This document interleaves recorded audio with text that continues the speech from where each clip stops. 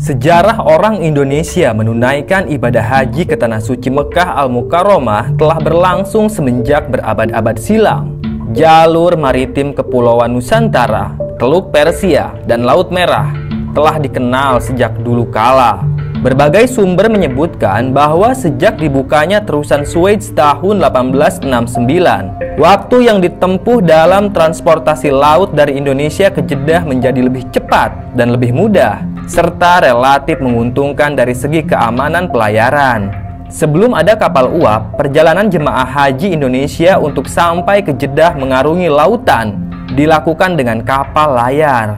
Menurut Profesor Dr. Deliar dalam buku Administrasi Islam di Indonesia, menyebutkan di antara negeri-negeri bukan Arab, Indonesia termasuk negeri yang banyak mengirim jemaah haji di masa penjajahan Belanda. Puncaknya pada tahun 1926 dan 1927, sekitar 52.000 orang pergi ke Mekah. Gelar haji dipandang sebagai gelar terhormat dan umumnya mereka memakai jubah atau serban. Nasihat-nasihat para haji diperhatikan oleh masyarakat dan ketaatannya beribadah dijadikan contoh. Lalu, semenjak berkuasanya Gubernur Jenderal Daendels, pemerintah kolonial Belanda menerbitkan ordonansi atau regulasi mengenai perjalanan haji. Dalam aturan haji 1856, pemerintah Hindia Belanda menetapkan persyaratan berangkat haji harus mempunyai cukup uang untuk membiayai perjalanan ke Mekah. Persyaratan itu dibuktikan dengan jaminan dari bupati bahwa calon haji yang akan memperoleh paspor memiliki uang untuk membiayai perjalanan dan kebutuhan hidup keluarga yang ditinggalkannya. Aturan haji menjadi alat pemerintah kolonial untuk memantau aktivitas keagamaan para haji. Kenyataannya bahwa ibadah haji memberi pengalaman spiritual luar biasa yang bersifat personal kepada pelakunya. Kalau diamati lebih jauh, ibadah haji mempertebal rasa persaudaraan di antara sesama muslim sebangsa, setanah air, dan sedunia. Sejarah mencatat bahwa gerakan pembaharuan dan pemberontakan terhadap penjajahan sebagian besar digerakkan oleh kaum agama, terutama dipelopori oleh para haji dan ulama muda yang pulang dari Mekah. Perjalanan haji ke Mekah mendorong transformasi sosial dan kesadaran politik nasionalisme, khususnya bagi umat Islam Indonesia dalam napas semangat keagamaan. Berkumpulnya jemaah haji dari seluruh pelosok dunia Islam di Mekah dan Padang Arafah dipandang sebagai Kongres Islam Sedunia. Penasehat pemerintah kolonial mengatakan bahwa musuh pemerintah Belanda bukanlah Islam dalam arti ibadah, melainkan Islam sebagai doktrin politik. Orientalis dan ilmuwan Belanda itu memberikan saran garis kebijakan politik yang berbeda terhadap umat Islam di Hindia Belanda. Kalau kita lihat kembali, para haji zaman dulu umumnya adalah orang-orang yang sangat sederhana dan tidak banyak tuntutan. Ketika mau berangkat haji, yang terbayang oleh mereka ialah pengorbanan tenaga, pikiran, dan harta benda. Perbaikan perjalanan haji pertama kali diperjuangkan oleh umat Islam melalui Muhammadiyah, yaitu Kiai Haji Ahmad Dahlan membentuk bagian penolong haji yang diketuai oleh Kiai Haji Suja pada 1921. Pengurus besar Muhammadiyah mengirim utusan ke Arab Saudi dan memberikan saran-saran perbaikan kepada pihak yang berwenang. Bagian penolong haji membentuk Komite Perbaikan Perjalanan Haji Indonesia beranggotakan para ulama dan kaum cendekia. Kongres Muhammadiyah di Bukit Tinggi, Minangkabau tahun 1930 merekomendasikan agar mengadakan pelayaran sendiri untuk pengangkutan jemaah haji Indonesia. Kemudian, selama masa pendudukan Jepang dan masa revolusi kemerdekaan sejak 17 Agustus 1945, tidak ada kesempatan bagi bangsa Indonesia untuk menunaikan ibadah haji. Kendala utamanya adalah tidak ada sarana transportasi massal dan faktor keamanan dalam perjalanan. Rakyat saat itu sedang berjihad melawan Belanda yang hendak kembali menjajah tanah air Indonesia. Ulama besar Hadratus Syekh Kiai Haji Hasyim Asy'ari, Ketua Majelis Syuro Masyumi dan pendiri Nahdlatul Ulama, mengeluarkan fatwa tidak wajib haji bagi orang Indonesia saat itu. Kementerian Agama menyiarkan fatwa Kiai Haji Hasyim Asy'ari kepada seluruh penduduk dan umat Islam Indonesia. Penghentian perjalanan haji sekaligus sebagai boikot terhadap Belanda yang saat itu menguasai armada pelayaran yang digunakan untuk mengangkut calon jemaah haji. Dalam masa revolusi kemerdekaan, pemerintah Indonesia mengirim 2 kali misi haji ke Arab Saudi. Misi haji pertama pada tahun 1948 dan misi haji kedua pada tahun 1949 yang diisi oleh para ulama-ulama besar. Lalu pada musim haji tahun 1950 atau setelah pengakuan kedaulatan, pemerintah memberangkatkan jemaah haji menggunakan sarana transportasi kapal laut dengan kapasitas muatan 10.000 orang, sementara yang terisi kurang lebih 9.907 jemaah haji. Menteri Agama waktu itu Kiai Haji Wahid Hasyim hadir dalam acara pelepasan kapal haji. Sampai awal tahun 1970-an, perjalanan ke Tanah Suci masih melalui kapal laut. Hingga untuk menunaikan rukun Islam kelima diperlukan waktu 3 bulan, baru kembali ke tanah air. Namun, jauh sebelum adanya kapal laut, hasrat umat Islam di Indonesia untuk menunaikan ibadah haji cukup besar. Ini terbukti dengan beberapa laporan yang menyebut para jemaah haji tersebut menggunakan kapal layar. Mereka mengarungi lautan selama berbulan-bulan, bahkan sampai memakan waktu 2 tahun. Ini disebabkan karena kapal layar harus berhenti di beberapa pelabuhan. Risiko perjalanannya cukup besar, seringkali menghadapi perompak, gelombang dahsyat, dan juga penyakit. Kesulitan transportasi ini malah makin dipersulit dengan adanya politik pemerintah kolonial Belanda untuk mengendorkan semangat umat Islam Indonesia pergi ke Tanah Suci. Bagi Belanda, ibadah haji merupakan bahaya besar dalam mempertahankan politik kolonialnya di Indonesia. Sebenarnya ada yang ditakutkan Belanda selama para jemaah di Kota Suci. Belanda takut kalau para jemaah haji mengadakan kontak dengan jemaah haji dari berbagai negara. Apalagi waktu itu banyak pemberontakan di tanah air melawan penjajahan digerakkan oleh para haji. Berbagai peraturan pun dikeluarkan oleh kolonial Belanda untuk menghambat umat Islam berhaji. Pada 1825 dikeluarkan aturan, isinya melarang umat Islam pergi haji tanpa paspor perjalanan. Dan untuk mendapatkan paspor perjalanan, mereka harus membayar 110 gulden. Uang sebesar itu nilainya sangat tinggi, mengingat harga rumah sederhana hanya 50 gulden. Belanda sengaja melakukan hal tersebut agar tidak ada yang mau pergi haji. Demikian keras peraturan itu, sehingga mereka yang pergi haji tanpa paspor kembalinya akan dikenakan denda 2 kali lipat. Sementara pulangnya para haji ini harus menempuh ujian terlebih dahulu sebelum berhak menggunakan pakaian haji. Dan di masa kini, alhamdulillah, perjalanan haji semakin mudah karena menggunakan pesawat. Para jemaah hanya tinggal menunggu beberapa jam saja hingga tiba di Mekah Al-Mukarramah. Baik, berbicara tentang perjalanan haji, seperti yang sudah disebutkan tadi, bahwa perjalanan haji ini merupakan perjalanan yang sangat sakral, merupakan ibadah yang suci, sehingga bisa disebut juga sebagai perjalanan spiritualitas. Tidak sedikit cerita-cerita tentang perjalanan haji ada yang bikin merinding. Seringkali beredar di masyarakat bahwa apa yang kita alami di Tanah Suci adalah cerminan perilaku kita di negeri kita sendiri. Misal, kalau kita berperilaku buruk, iri dengki, zolim kepada orang lain, maka kita juga akan menemukan kesulitan saat menunaikan ibadah haji. Nah, dan kali ini Mbah mau cerita tentang seorang dukun santet yang mengalami kejadian spiritual saat menunaikan ibadah haji. Kejadiannya sangat mengerikan, karena memang dukun santet ini zolim kepada orang lain. Baik, tanpa banyak basa-basi lagi, langsung aja kita simak ceritanya.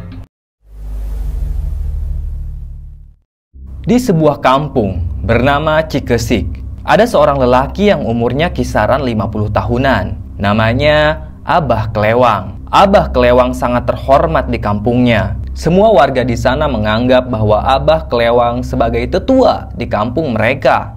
Bagaimana tidak? Selain kaya, Abah Klewang ini bisa dibilang sebagai orang pintar. Dia bisa mengobati orang yang kesurupan, meruat rumah, bahkan memberi jampe pada sawah agar panennya berhasil. Maka wajar kalau semua orang yang ada di kampung itu sangat menghargai Abah Klewang.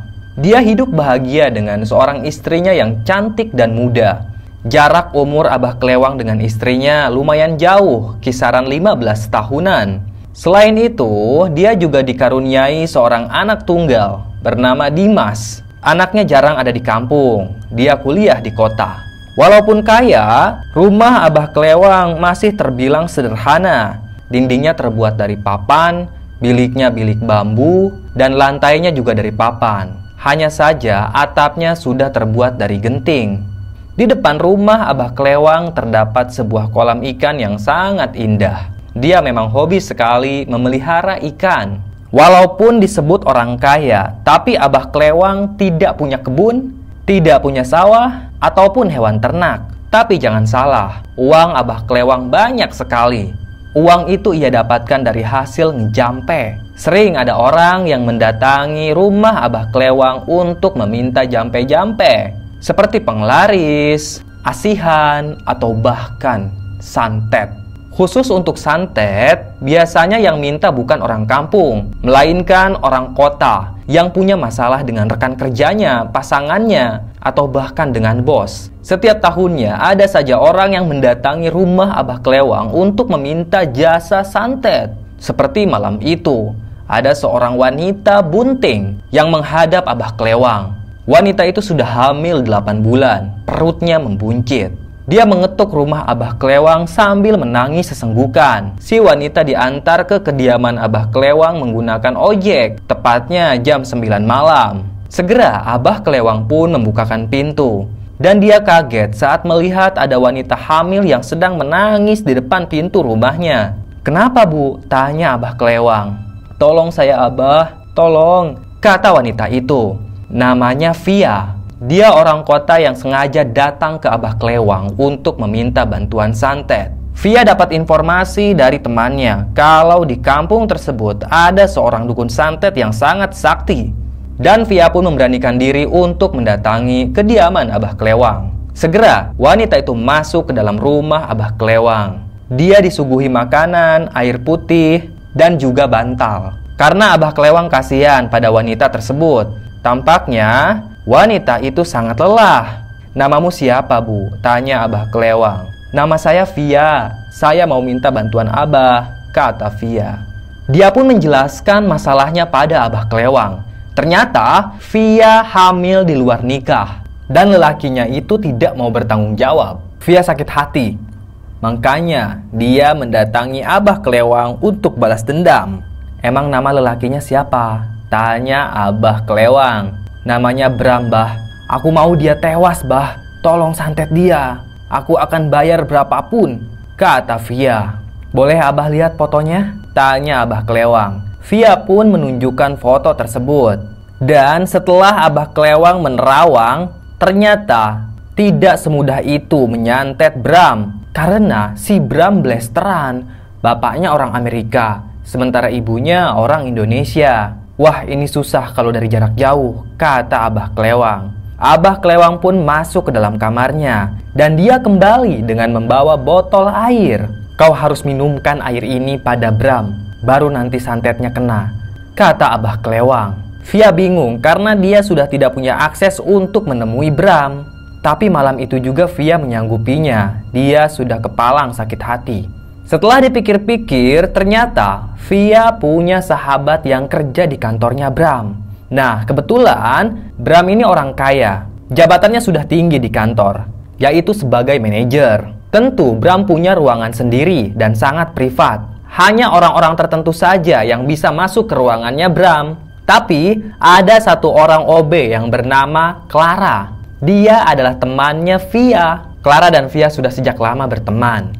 Nah, dan melalui Clara, nantinya Via akan mencekoki Bram menggunakan air yang dikasih oleh Abah Klewang. Singkat cerita, 2 hari kemudian, Clara dan Via bertemu di sebuah kafe. Via bilang pada Clara kalau dia sedang berusaha untuk meraih kembali hati Bram. Dan air yang dia bawa itu merupakan air pelet. Via tidak kasih tahu kalau air tersebut adalah air santet. Nah, karena disangka air pelet, akhirnya Clara menyanggupi perintah Via. Nanti di jam makan siang, Clara akan menuangkan air itu pada gelasnya Bram. Dan benar saja, besoknya rencana Via berhasil. Bram meminum air dari Abah Klewang. Dan tak butuh waktu lama. Menjelang malam, Bram panas dingin. Dia pun pergi ke dokter dan dikasih paracetamol. Tapi bukannya sembuh, panasnya malah semakin parah. Hingga akhirnya Bram masuk rumah sakit. Di rumah sakit itu dia sangat menderita. Wajahnya seperti terbakar. Bukan hanya wajah saja, bahkan sekujur tubuhnya sudah sangat menderita. Dia merasakan panas yang tak tertahankan. Lalu tepat jam 12 malam, kulit-kulit di wajahnya mengelupas. Kini wajahnya tampak seperti habis dibakar. Bram berteriak kesakitan. Sekujur tubuhnya juga mulai mengelupas. Darah perlahan keluar dari wajahnya. Dokter bingung penyakit apa yang sedang dialami oleh Bram. Dia tidak pernah menemukan pasien dengan penyakit aneh tersebut. Tidak ada yang tahu kalau Bram sudah kena santet. Tak butuh waktu lama, menjelang pagi, Bram sudah tewas dengan sangat mengenaskan. Kulit-kulitnya mengelupas, darah mengucur dari hidungnya. Dia tampak sangat menderita. Menjelang pagi, Bram sudah meninggal dunia. Tubuhnya sangat mengerikan, seperti dibakar. Bahkan, tulang-tulangnya juga kelihatan. Santet Abah Klewang benar-benar sakti. Mendengar kabar kematian Bram, Via jingkrak-jingkrak. Dia sangat senang. Via pun berterima kasih pada Abah Klewang. Dan tak lupa, wanita itu memberi amplop yang cukup tebal pada Abah Klewang. Lelaki tua itu memang sangat sadis. Dia tidak peduli pada orang yang sudah ia santet. Yang penting dapat duit. Selang 1 minggu setelah menyantet Bram, Abah Klewang kembali kedatangan tamu dari kota. Kali ini tamunya adalah seorang pengusaha kontraktor. Dia dendam pada rekan bisnisnya yang sudah berkhianat. Pembagian dari hasil pembangunan jalan tidak sesuai perjanjian. Dia meminta agar Abah Klewang menyantet rekan bisnisnya itu. Dan kali ini Abah Klewang tidak kesulitan karena target santetnya bukan orang blasteran, tapi murni orang Indonesia. Maka tidak perlu dicekoki air. Maka Abah Klewang cukup butuh fotonya saja dan dia akan menyantet orang tersebut. Malamnya Abah Klewang melaksanakan tugasnya sebagai tukang santet. Dia mengambil sebuah boneka putih. Boneka itu menyerupai bentuk manusia, tapi ukurannya kecil. Kemudian Abah Klewang membakar menyan. Lalu ia juga mengeluarkan keris dan tak lupa sajenan yang berisi telur putih, kembang 7 warna, dan sebuah rambut. Entah rambut apa itu. Abah Klewang melaksanakan ritual dengan sangat teratur. Kemudian dia menyalakan sebuah lilin. Boneka yang menyerupai manusia itu kemudian didekatkan pada lilin. Perlahan si boneka pun terbakar. Sementara itu, di kota, target santet Abah Klewang mulai kepanasan. Lagi-lagi tubuhnya seperti terbakar. Kulitnya mengelupas. Kali ini bahkan lebih sadis. Tulang-tulang punggungnya mulai terlihat karena habis dibakar oleh lilin. Semua orang di rumahnya bergidik ngeri. Tidak ada yang bisa menolong. Dokter juga kebingungan. Hingga akhirnya target santet Abah Klewang pun tewas. Klien Abah Klewang sangat puas. Dia pun memberi dukun santet itu amplop yang cukup tebal. Membuat kekayaan Abah Klewang semakin bertambah saja. Begitulah pekerjaan Abah Klewang. Setiap bulannya ada saja tamu yang ingin memakai jasa santet Abah Klewang. 2 bulan kemudian, ternyata Abah Klewang ini sudah daftar haji. Walaupun dia penggenggam ilmu hitam, tapi dia tetap ingin melaksanakan haji. Sangat bertentangan memang, tapi begitulah adanya. Tibalah giliran Abah Klewang untuk berangkat haji. Dia tidak sendiri, melainkan bersama istrinya. Keberangkatan Abah Klewang dilepas oleh puluhan warga. Mereka sangat menghargai Abah Klewang sebagai tetua di sana. Namun setibanya di Tanah Suci, penglihatan Abah Klewang buram. Kemudian saat penglihatannya itu mulai jelas, tiba-tiba saja dia sudah ada di padang pasir. Tidak ada siapa-siapa di sana. Abah Klewang sangat panik. Dia memanggil-manggil jemaah yang lain tapi tidak ada. Kemana mereka semua? Kedua kaki Abah Klewang nyeker. Telapak kakinya terasa sangat panas menginjak pasir di gurun. Sejauh mata memandang tidak ada pemukiman warga. Yang ia lihat hanya gumpalan pasir yang sangat luas. Abah Klewang pun berjalan sembarang arah, berharap dia bertemu dengan seseorang. Setelah berjam-jam jalan kaki, sampai-sampai kakinya itu mengelupas, tetap saja Abah Klewang tidak melihat pemukiman, apalagi melihat manusia. Di sana cuma ada dia sendiri. Abah Klewang sangat menderita. Dia pun terkapar begitu saja di tengah-tengah gurun. Dia kehausan dan juga kelelahan. Kemudian dari kejauhan, Abah Klewang samar-samar melihat ada seorang yang mendekat.